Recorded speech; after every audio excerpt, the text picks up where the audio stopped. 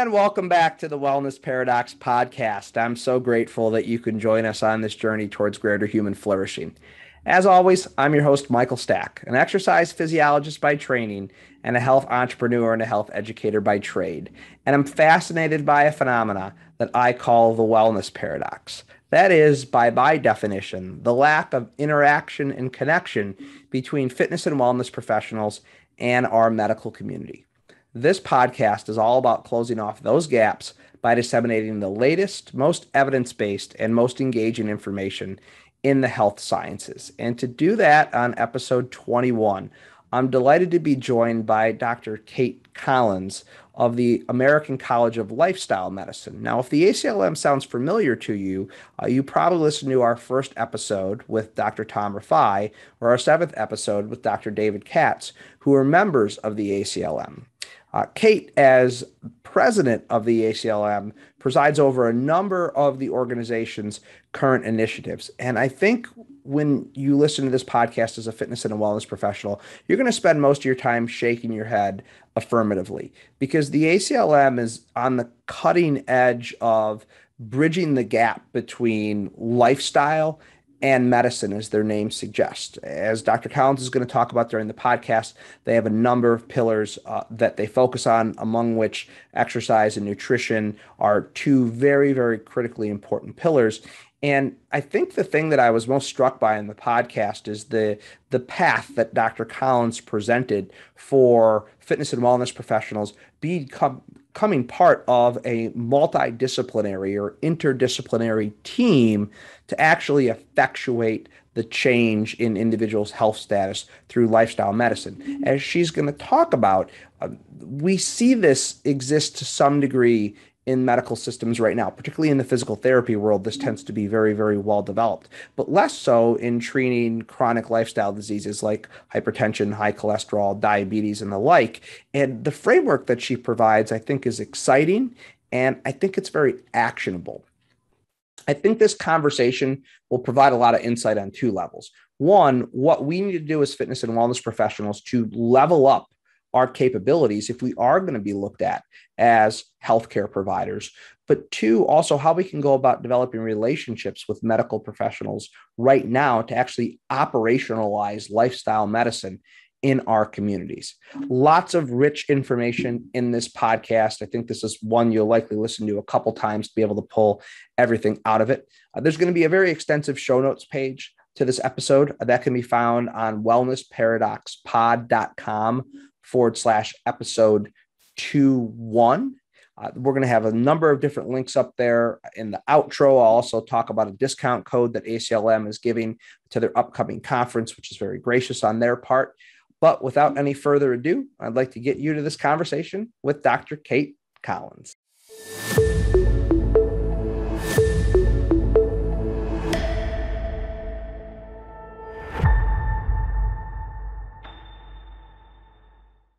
We're delighted today to be joined by Dr. Cate Collings of the ACLM. Dr. Collings, thank you so much for joining us today.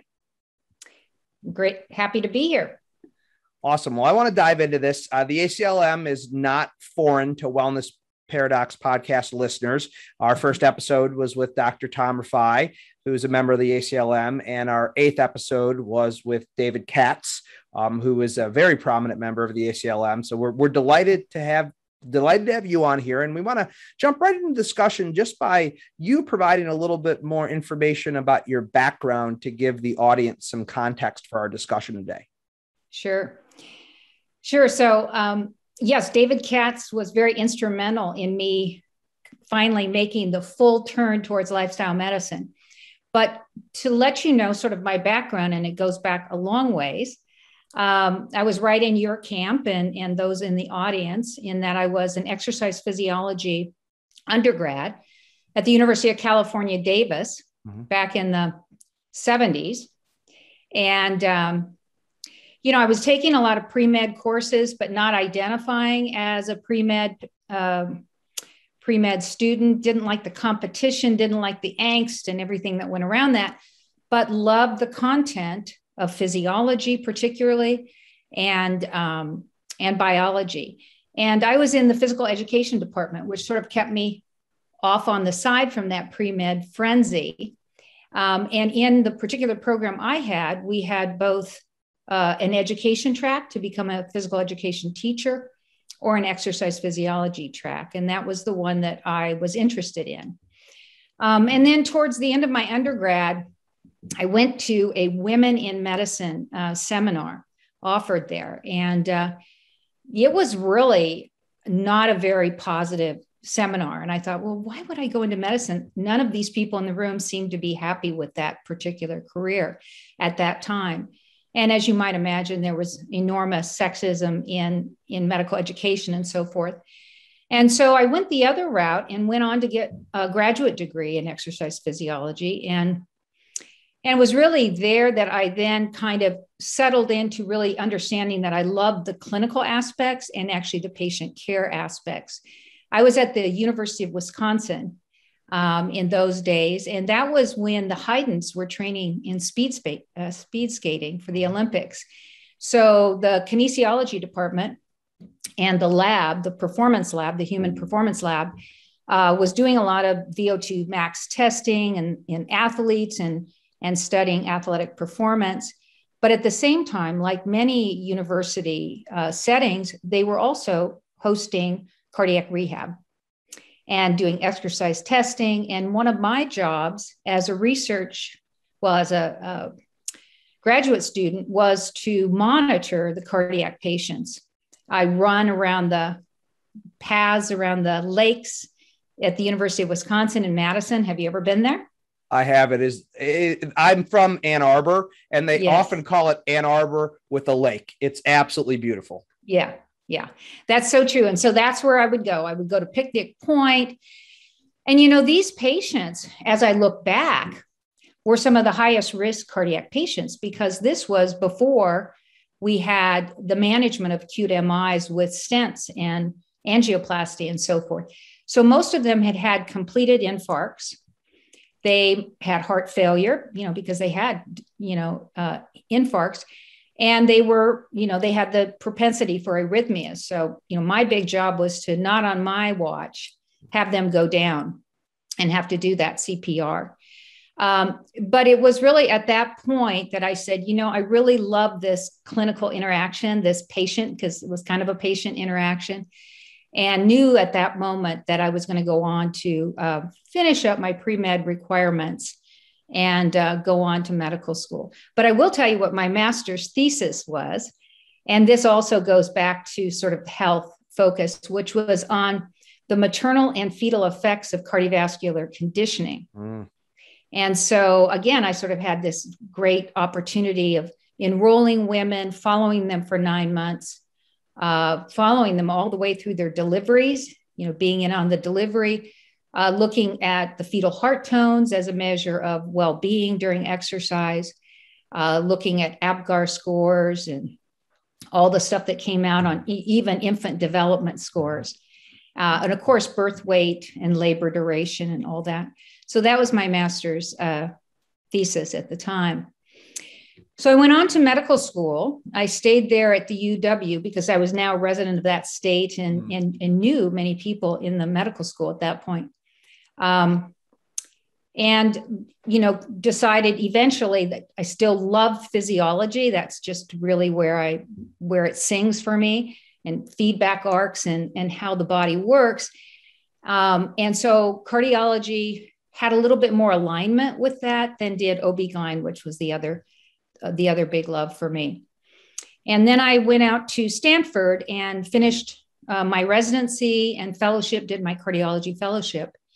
But now, as you probably know, once you get into medical school, you become very disease focused in pathophysiology. And so a lot of the well focus and a lot of the health focus goes by the wayside. And it wasn't until I got out of my cardiology fellowship and then was in a group practice that I was able to dip my toe back into that primary interest I had, which was in exercise and health. And I did that by beginning a cardiac rehab program at my local hospital, which is ongoing. It's about its 25th year or something like that, 25th year. So it was at that tail end of my cardiology career, really. My kids were out of college. I kind of came up for air and said, what means more to me now? And that's, I went to an ACLM conference, a really kind of a random thing. I went there, it was down in, I think it was in Redondo Beach, where I was this weekend, as it turns out.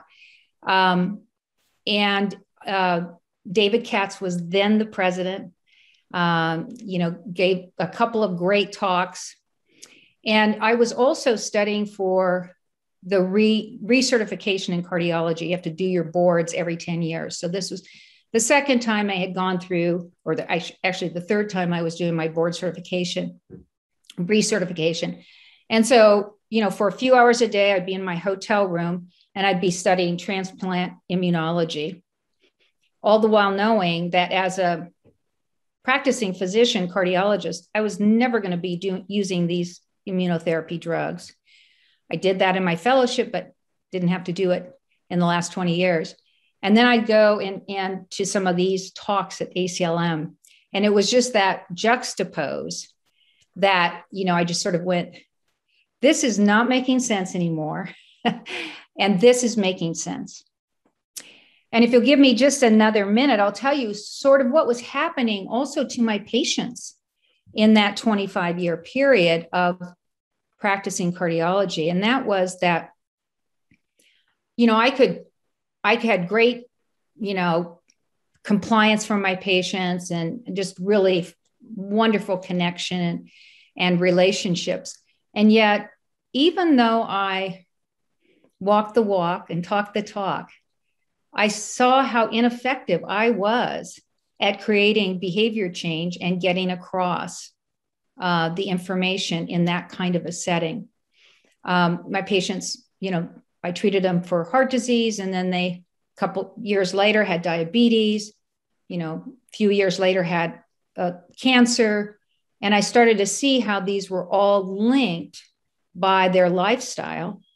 And frankly, the inability of the healthcare system at that point to really instrument and to use lifestyle as a tool for therapeutic change. And so, as knowing that this would be sort of a rough road to go towards, and not nearly as easy as prescribing a medication or ordering a test, but also more hopeful and more inspiring for the future. So those were the things that sort of shifted me from a mainly cardiology focus, although I always still wear my cardiology hat and do, to a really lifestyle medicine focus. I love it. And I appreciate you telling the whole story because, first off, for me, it's very resonant because I'm an exercise physiologist by trade. And I thought of going the medical school route at one point, and I didn't take that step, but I think it's encouraging to hear, because this is a lot of fitness and wellness professionals that listen to this. It's encouraging to hear someone like you who started in exercise physiology, like so many people listening, I'm sure, went the medical path and realized this isn't getting the job done. We're failing to achieve the outcomes that we want. And then, you only have to hear David Katz talk once to probably be convinced about anything that he says. Yeah. And it's so great that this comes full circle. And now, as the president of the ACLM, you have the ability to almost marry your undergraduate and your graduate work with your medical work, with what you're doing at the ACLM. And I think that's just such a great story. Yes. And, and so much of, ACLM has had a very big and a very strong pillar in nutrition. Mm-hmm. And, specifically nutrition for chronic disease, not only for prevention, but for really using as a tool for remission, sometimes reversal of disease, and so forth. So using nutrition as a clinical tool.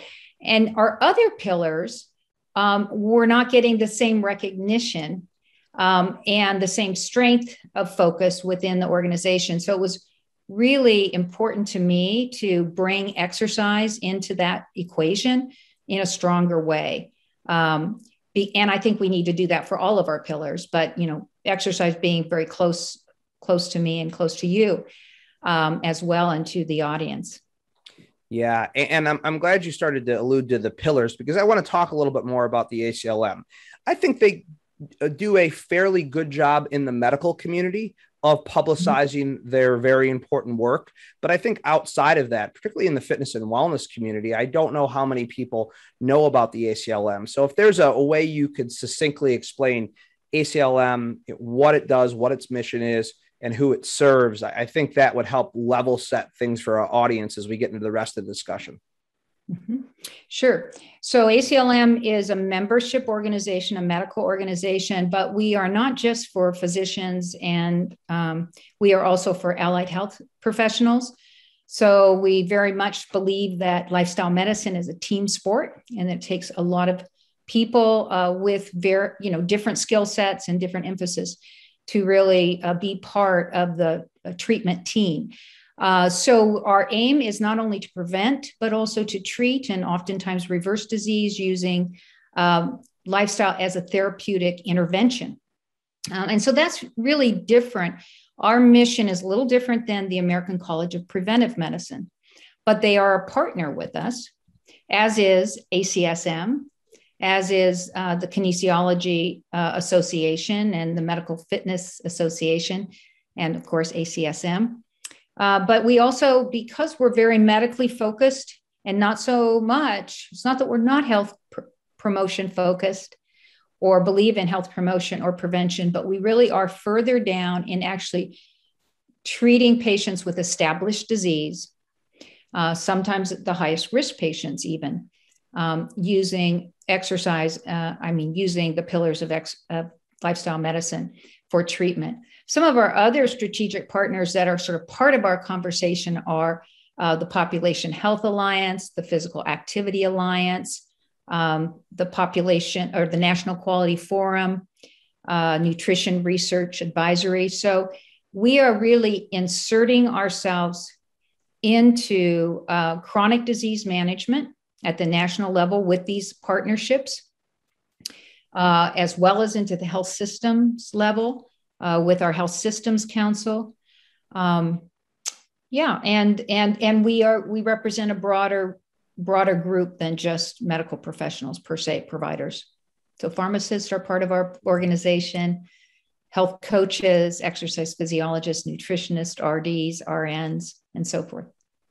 Yeah, you said it. It's multidisciplinary. And I think that is something that really resonates with many fitness and wellness professionals, because I think they really believe in that. And it's very encouraging to hear an organization actually makes that a part of their emphasis. Now, I am keen to ask specifically to define, just so everyone knows operationally, what are the specific pillars of lifestyle medicine that the ACLM focuses on? Sure. Nutrition, exercise, sleep, stress management, social connections, and substance misuse. So really, it's a whole person approach. And at the core of all of those, of course, as you know, and our audience knows, is really health behavior change. That's sort of the core of any of these in terms of optimizing and using them as a treatment tool. You're basically partnering with the patient, with the participant, as in meeting them where they're at, finding their stage of readiness for change, and then applying both, coaching theory, motivational interviewing, and everything that goes with that, which is a very, very deep area, but also with the right content to go with it. Yeah, that's great. And many of the people that are listening to this podcast, I'm sure, are shaking their head yes right now, because you said it earlier. We're very much working in fitness and wellness. We're very much upstream. We're getting these people when they're in the preclinical phase or the subclinical phase. You and your colleagues are getting these people far downstream when they have full-blown clinical disease. And so it's nice to hear that common language and that common ground that we're speaking here. And again, I can't say it enough. I'm sure there's a lot of people that are smiling and shaking their head listening to this going, yes, finally, medical professionals that are speaking the same language as me. And that's really what I want to move to next.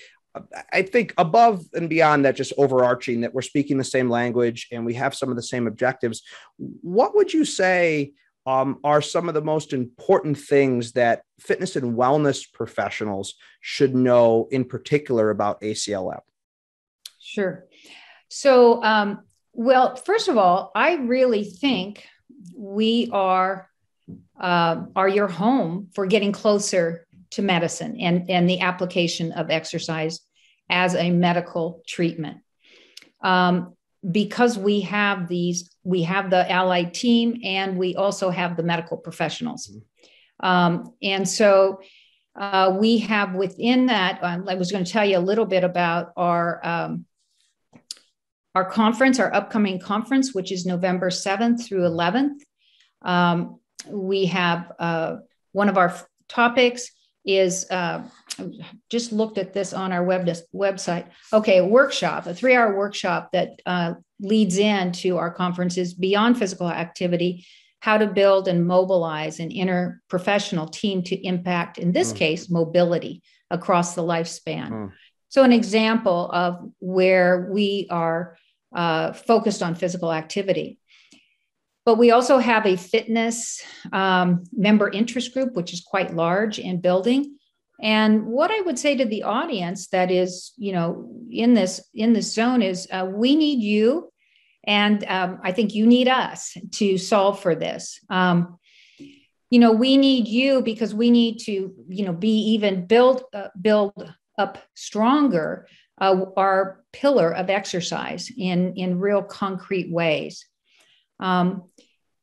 Which brings me to one of my sort of pet peeves, is that if this is a good time to talk about that, which is that, I think one of the obstacles we need to solve together is moving exercise recommendations and prescriptions from generalized physical activity guidelines of for Americans of 150 minutes of this exercise and 2 days of weight training. I think together we need to medicalize fitness. And by that, I mean, we can talk later about reimbursement, but by that, I mean our verbiage and how we talk about it and how we prescribe it needs to be connected to people's medical conditions, as opposed to you need to get fitter.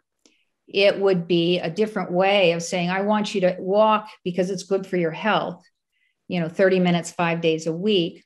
A different message would be, we're treating your early stage hypertension. And for that, I need you to see, this would be my world. I want you to see our exercise, clinical exercise specialists. And I want them to design an exercise program around that, targeting blood pressure, knowing very well that that's going to target a lot of other things that are good for that patient. But I've just elevated and medicalized exercise for that patient and attached it to a medical condition.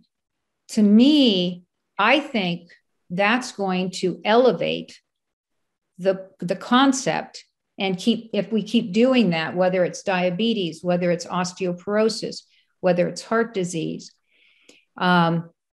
we start to really couple those things and really make exercise a specific treatment and dose it a specific way. And to create an analogy there would be, when I'm treating blood pressure with a medication, I know what I might give to you, Michael, might be one class of medication and a specific dose. And I'm going to test that dose and see your response. And if that medication doesn't work, or if that dose doesn't work, I'm going to bring you back and I'm going to try a different class of antihypertensive and a different dose.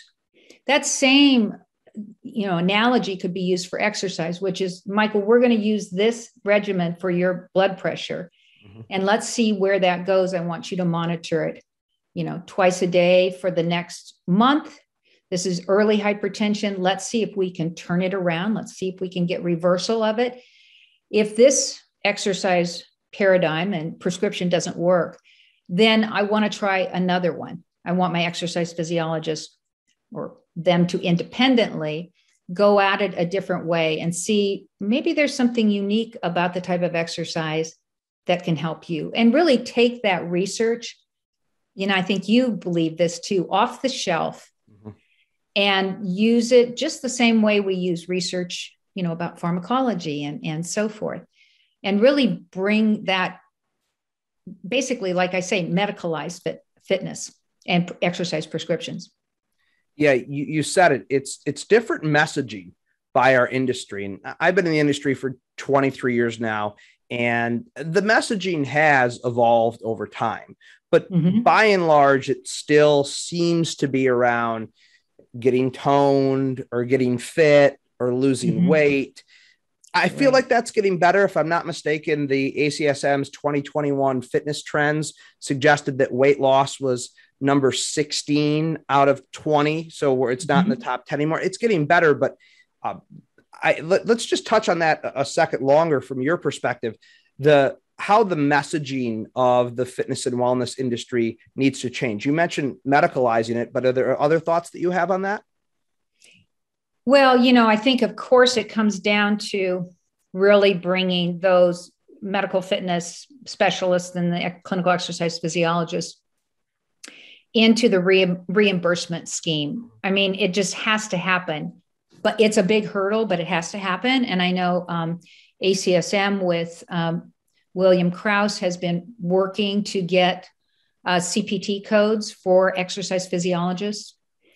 I think that just has to happen. We have to go full force on that, because, kind of where I see it is, I kind of see it as like a relay race, but not quite that, or passing the torch, which is the physician who's in the room has a patient, let's say with prediabetes or early stage diabetes. And we'll just use this as an example instead of hypertension. So we're at this time where we can actually get remission or reversal. I want you to see my nutritionist with the focus on, I don't care about weight loss exactly right now. I want you to get on the right foods, the right eating pattern. I want you to see my exercise physiologist, not to be trained by them, but for them then to be the expert and be able to charge a code for it. I'm seeing this patient for medically tailored exercise prescription with an ICD-10 code, a diabetic code.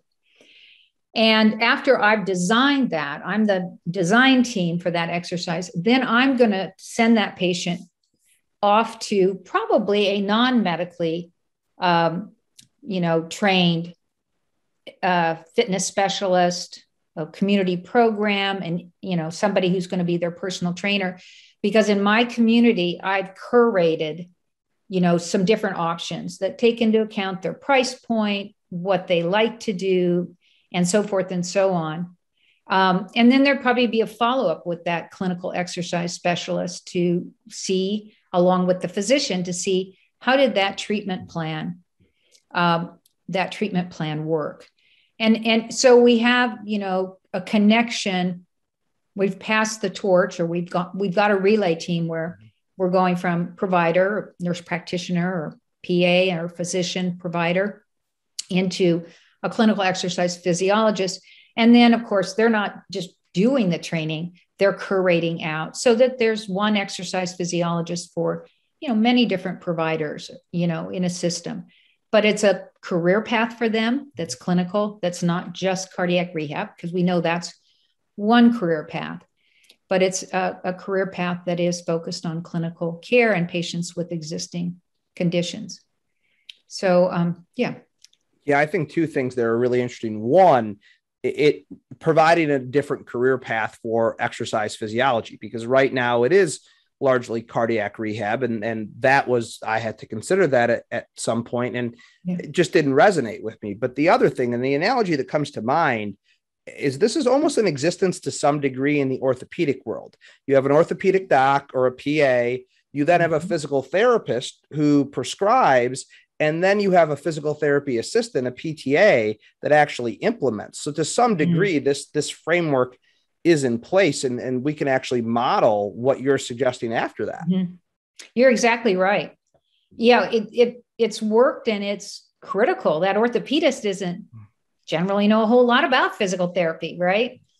And that's their go-to person. And that's what they love to do. And that's what they're good at. And they do have CPT codes. We have to have that happen for chronic disease. I would offer that there's lots more chronic disease than orthopedic disease, right? Yep. So we really have to go back to bat for this, for solving for our chronic disease epidemic that we are all have been watching for the last 3 decades just get worse and worse.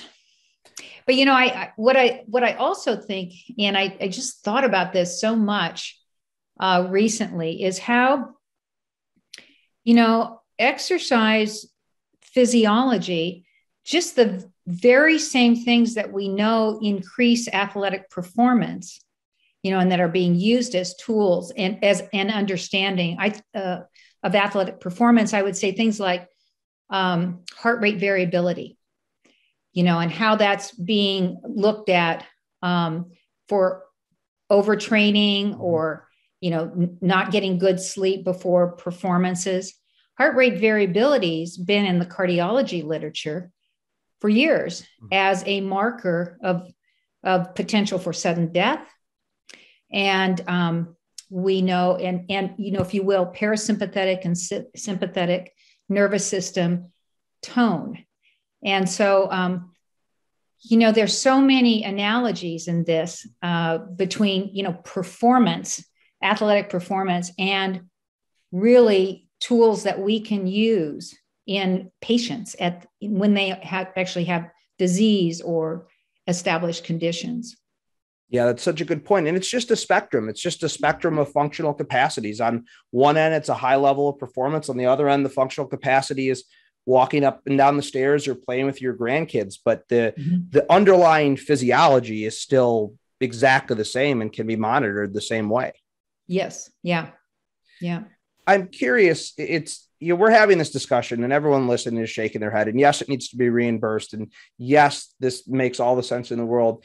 Yet it's not there. And I'm going to ask you a question that I can't possibly expect you to have an answer for, because if you did, we wouldn't even be having this conversation. But I'm compelled to ask it. Why aren't we there yet? Like, what it seems so intuitive, but we're not there. Escalating healthcare costs it could bankrupt the country at some point. Right. Why aren't we there yet? Well, I think we're not there yet because there's still, people don't quite believe it. We've been like churning with, genetics, and the genetic revolution. We've been churning with, oh my goodness, there's this next great pharmacological magic bullet, right? And, people are hard to change. These things are hard to do. So what's easy to do and what's easy to feel very competent about is prescribing something or doing a procedure. So I think we've gotten so far removed. We have to get this education into medical schools, and I can tell you more about that. We need to get people like clinical exercise physiologists to come and talk about exercise physiology to physicians at conferences.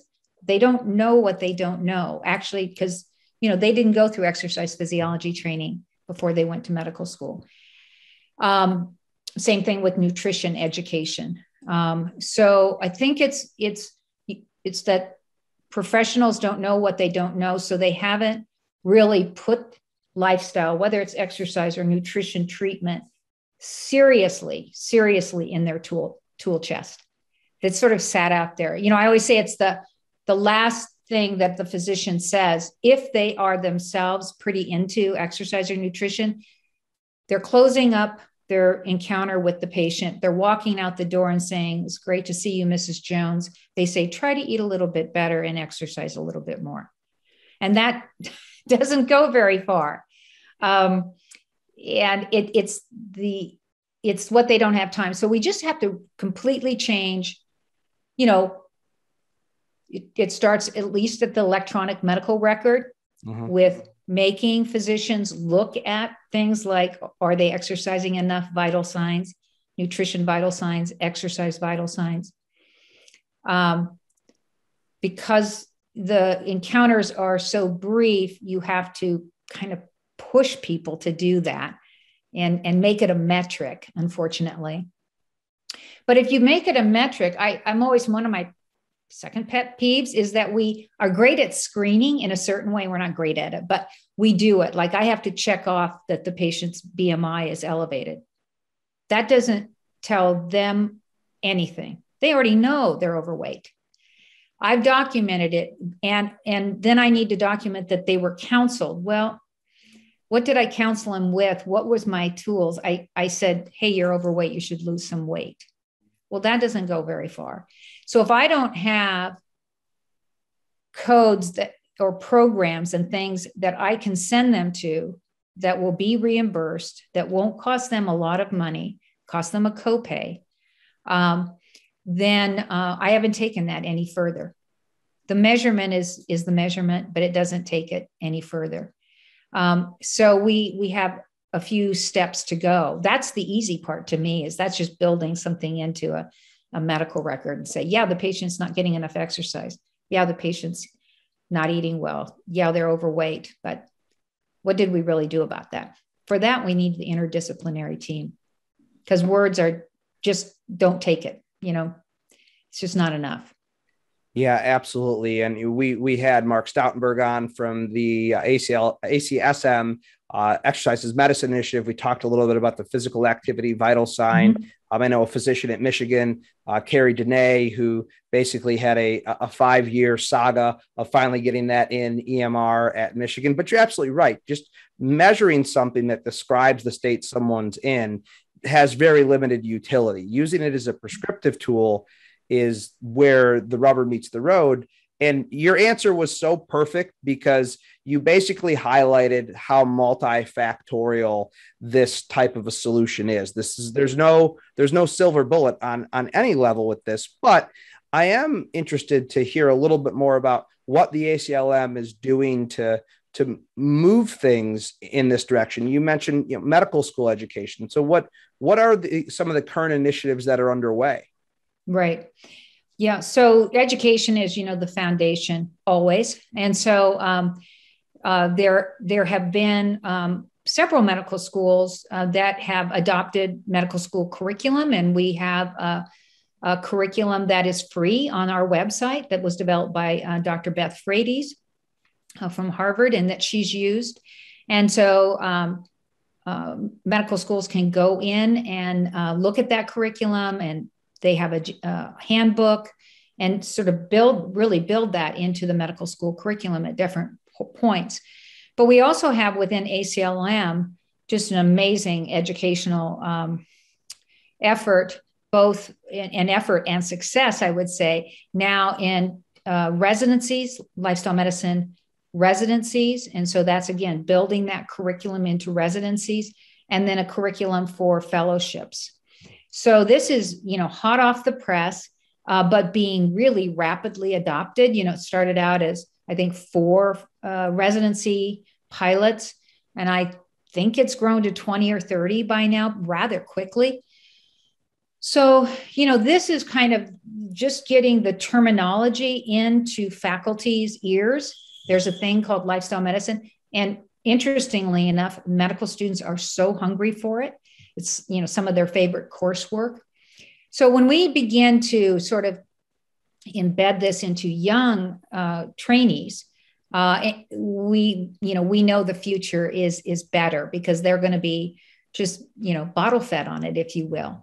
And then we also have lifestyle medicine interest groups, which are at several different medical schools. So again, they can meet and share their interest in lifestyle medicine at a personal level and at a professional level, as they go through. And then last, we have, education on for people that are already trained and, already have their degrees through the American College of Lifestyle Medicine. So in several different courses, Food 101, core competencies in lifestyle medicine, board review, and I'll tell you in a little while about certification in lifestyle medicine. We even have, and for many in the audience, will have known the Game Changers movie. We even have gotten CMEs to provide that on as a continuing education module. Yeah, so we have a lot of different offerings there. So I would really encourage people in the audience to take a look at advancing their education in these other areas through our tools as well. But we also have been working on another sort of level, which, I can't go into a great deal because it's really complicated and very complicated for me as well, but called quality measures. And this is a way that providers and health systems are measured in how they are doing with chronic disease management, particularly. How are they doing in meeting, hemoglobin A1C goals in the populations that they serve? How are they doing in terms of body mass index in the populations they serve? And so we've been working to understand how to build quality measures that are around lifestyle medicine. And so that is one of our big initiatives in working in the future. That's great. And yes, that is incredibly complicated, I'm sure, but the data will tell the story. It's interesting. We have the anecdotal observations. Now we're just, it sounds like, looking for the data to back it up. And it's very exciting to hear all these different levers that the ACLM is pulling to make this a reality. What I'm curious about is if I'm a fitness or a wellness professional and I'm listening to this right now and I'm shaking my head and I'm motivated and I said, yes, this is it. This is the way of the future, because I think you and I both believe that. How can fitness and wellness professionals specifically get involved? I know you mentioned there's a special interest group within the ACLM. There's all this continuing education, but what can we be doing as a fitness and wellness community to support the work that you're doing? Mm-hmm. Right. Well, I think, as a specialty community in fitness and exercise and physical activity, I go back to the same thing I said before is make yourselves medical professionals in addition to being exercise, professionals. And by doing that is by, just continuing to push forward and not say no, because I think they've been asking for CPT codes for clinical exercise physiologists. I think that will raise the bar. And then I think some of the ways that you present yourself to your clients, it become really educated in the medical aspects of fitness, which most people have, but, stay concurrent with that research that comes through at any level so that you can talk it in medical terms, within your capacity, within your understanding of doing that, and make yourself competent in that, because it's those messaging just at those fitness trainer to patient interactions, which also starts to make the patient realize this is part of my medical treatment. This isn't just off to the side as something that's good for health in general. This is part of my blood pressure management program. This is part of my osteoporosis management plan to mitigate bone loss, to, whatever the condition is. So the fitness professional, I think, needs to understand what the patient has and not the whole time, obviously, but connect those so that the general public starts to get that I want an exercise treatment plan for my osteoporosis. Mm-hmm. I may want the medication too, but I want an exercise treatment plan. I want somebody who can help me with that. I think people want that, but I don't think we know how to find the right person. This is one of the problems, of course, and of getting the provider to know in their community, who are those people with the expertise? Who are those people that will work with me as a team member and have that ongoing back and forth communication? Yeah, I'm so glad you said that. And I think you almost read my mind to my next question. How can fitness and wellness professionals attempt to engage with medical professionals to develop some of these relationships? I'm sure you develop many of these great relationships in and around your area. What are some of your best suggestions for a fitness or wellness professional that wants to develop a strong relationship with a provider? Well, I think to get, is probably just to start small and try to find one or two connections, because if you develop a relationship with the primary care physician or a cardiologist and you're working with them, it's going to be easy once they have confidence that you can keep the patient engaged. You communicate, and we need to do that in HIPAA compliant ways, obviously. Then they're going to be very eager to tell, their colleague about this great resource, and because the patient's happier with the physician as well. So it's good all the way around. There needs to be, again, a way to connect. My exercise physiologist in the program that I worked went out and did this very thing, which is to curate trainers. And of course, then COVID happened. But he went out to different clubs. He knew people in different geographic locations, found out who was interested in patients who had, medical disease, who he felt had the qualifications to handle that. And then a means to not provide, he didn't provide them with any patient privacy data. He simply sent a prescription to that specialist and said, this is what, this is my recommendation for what they should be doing. So he was called the shots on the actual exercise prescription. But then it goes off, and of course it gets activated between the trainer and the patient in the way that they're taking the patient through steps and meeting them where they're at and so forth. And then, much like we do in cardiac rehab, provide a note back to my exercise physiologist as to that patient's progress. And then, of course, he would then let me know how that patient is doing. That would then exist within the medical chart, but we wouldn't obviously send that back out from a patient privacy standpoint. So develop, I think that link just has to be incoming from the exercise physiologist. Simple. This is what the patient's doing. This is how many times they've come this month, so that the physician can say, hey, I see you saw Michael, twice a week for the last month. Tell me how that's going. And let's see what how things are looking. Maybe I've looked at your blood sugar, and tell me what your fasting blood sugars are. Let's connect all those pieces as part of your treatment plan, so that the patient, so the information comes incoming from the trainer to the exercise physiologist. And then it does sit in the medical record as part of the treatment plan. And now discussion can happen not only around the dose of an antihypertensive, but around the dose of exercise and how it's going. And to continue that as a treatment plan. One of my concerns was always in my cardiac rehab program is my patients, after their stents or bypass or whatever, go into this cardiac rehab. Oh my gosh, they love it, right? They love the personnel. They love everything about it. They're supercharged. They come back and then they don't continue.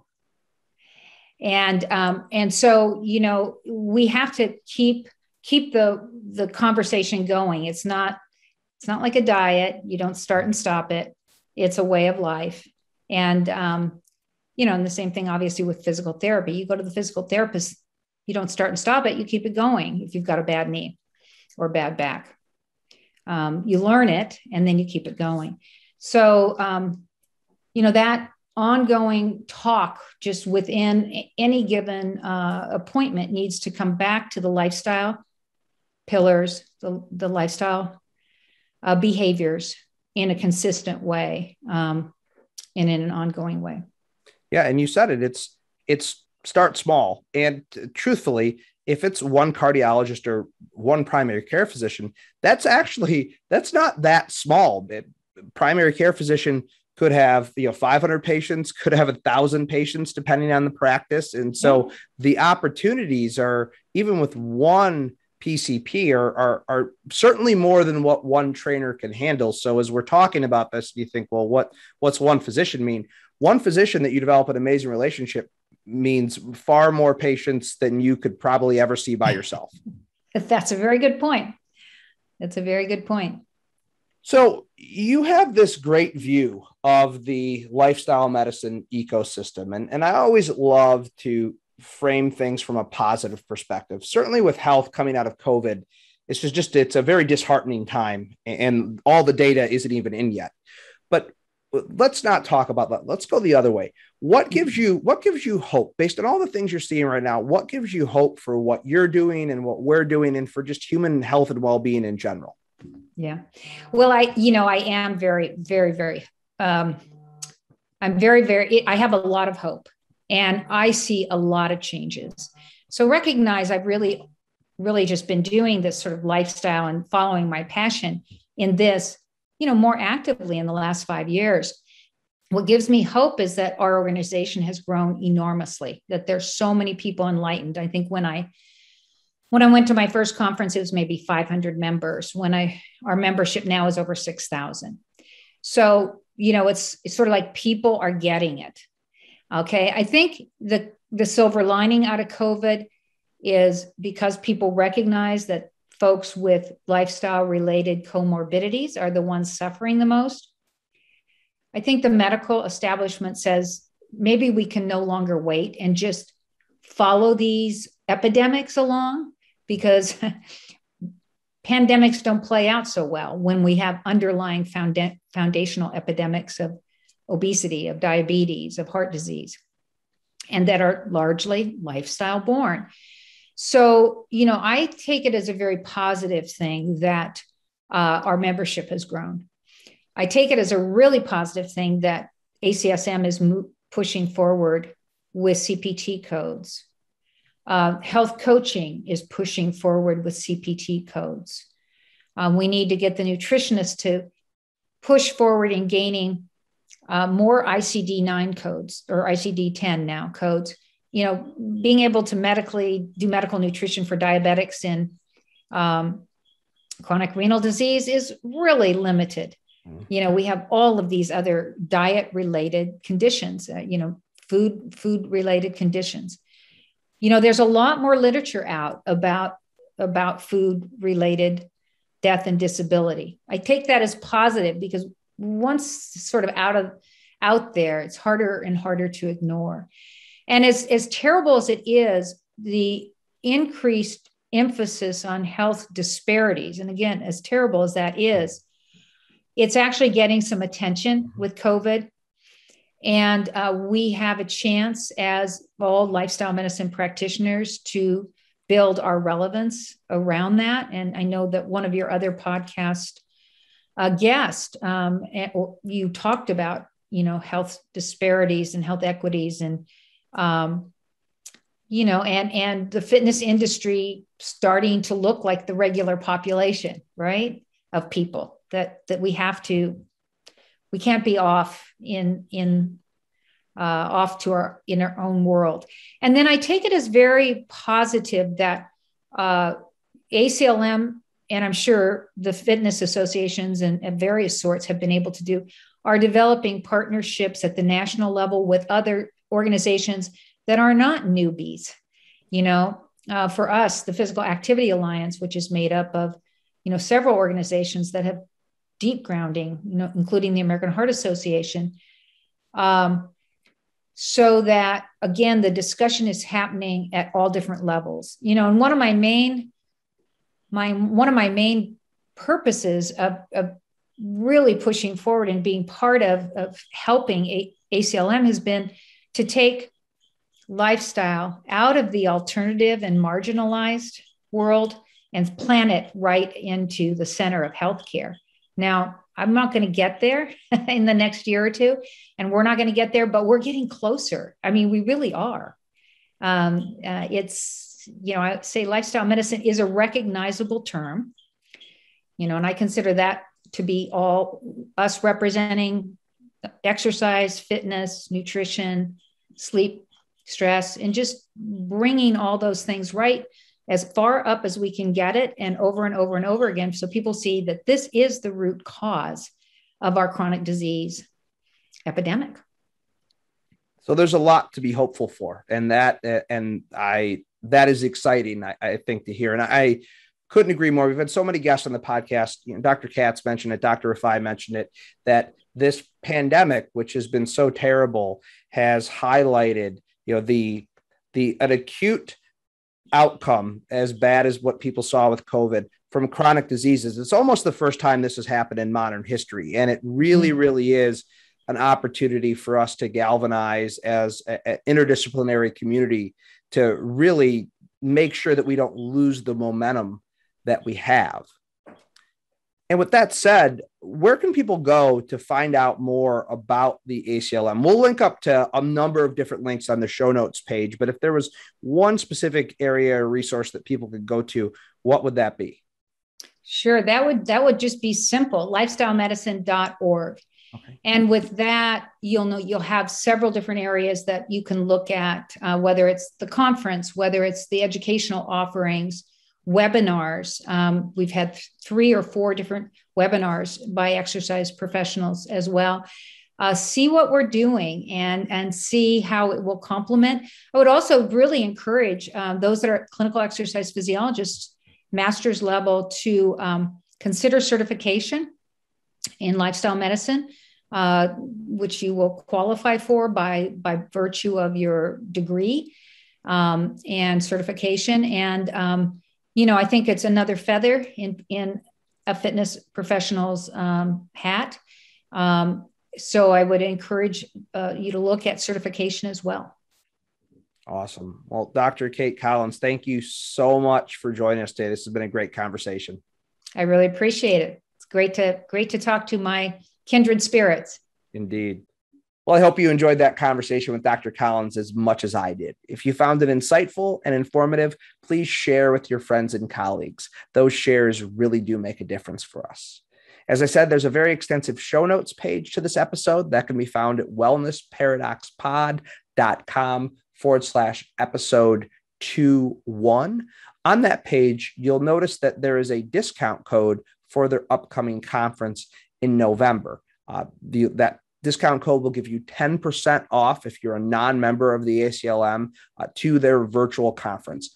A lot of really, really good information and really dynamic presenters at that conference. I'd strongly encourage everyone to check that out. Again, it's virtual. There's a discount code. It's a great opportunity for you to learn some very, very good information from the lifestyle medicine community. Please don't forget to be on the lookout for next week's episode when it drops on Wednesday. And don't forget to subscribe through your favorite podcast platform. Until we chat again, please be well.